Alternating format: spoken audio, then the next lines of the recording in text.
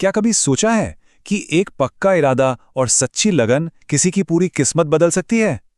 आज की हमारी कहानी, जिसका नाम है सच्ची मेहनत का फल, ठीक इसी बारे में है। ये कहानी हमें दिखाती है कि मजबूत इरादों में कितनी ताकत होती है। तो चलिए शुरू करते हैं। इस पूरी कहानी का निचोड़ बस एक सवाल में है। एक गरीब लड़का जिसके पास कोई साधन नहीं थे, वो टीचर मतलब कि मास्टर आखिर बना तो बना कैसे? बस इसी सफर को हम आज देखने वाले हैं। कहते हैं ना, हर बड़ी कहानी की शुरुआत अक्सर एक बहुत ही मामूली सी जगह से होती है।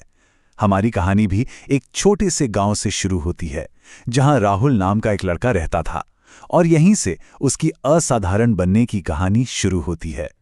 अब देखिए, राहुल के हालात कुछ अच्छे नहीं थे। परिवार बहुत गरीब था। पिता खेतों में दिन रात मेहनत करते और माँ घर संभालती थीं। उसके सपनों के सामने गरीबी एक पहाड़ जैसी मुश्किल बनकर खड़ी थी। पर कहते हैं ना, सपने हालात देखकर नहीं आते। इन सारी मुश्किलों के बाद भी राहुल ने एक बहुत बड़ा सपना देखा था। और सपना भी कोई छोटा मोटा नहीं। वो अपने गांव का पहला, जी हां, पहला टीचर बनना चाहता था, ताकि गांव के दूसरे बच्चे भी पढ़ लिख सके। लेकिन सपने देखना जितना आसान होता है, उन्हें पूरा करना उतना ही मुश्किल। और सबसे पहली चोट अक्सर अपनों से ही मिलती है। उसके दोस्त ही उस पर हंसते थे, कहते थे, अरे तू मास्टर बनेगा, जा पहले किताब तो खरीद कर ला। ये सिर्फ मजाक नहीं था, ये उस सोच का ताना था जो मानती है कि गरीब आदमी बड़े सपने नहीं देख सकता। तो बस यहीं से शुरू होता है राहुल के असली इम्तिहान का दौर, संघर्ष और सच्ची मेहनत का वो सफर जो उसे एक आम लड़के से हीरो बनाता है। जरा सोचिए, मुश्किलें थीं कैसी? एक तरफ दोस्तों के ताने, दूसरी तरफ पढ़ने के लिए थीं पुरानी फटी हुई किताबें।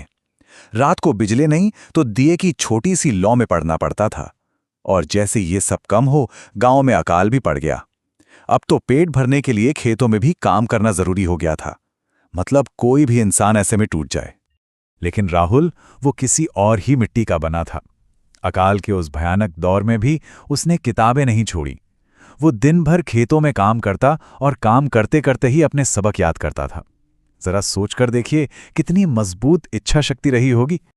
तो सालों की ये मेहनत, ये तपस्या, अब इसके नतीजे का वक्त आ गया था। चलिए कहानी के उस मोड़ पर चलते हैं जहां सब कुछ तय होने वाला था। कुछ साल गुजर गए, राहुल की मेहनत चलती रही, और फिर आया वो दिन, वो बड़ा मौका। पूरे जिले की एक बहुत बड़ी परीक्षा होने वाली थी। बस यही एक मौका था राहुल के पास खुद को और अपने सपने को सही साबित करने का। लेकिन क्या वो पास हो पाएगा? गांव में किसी को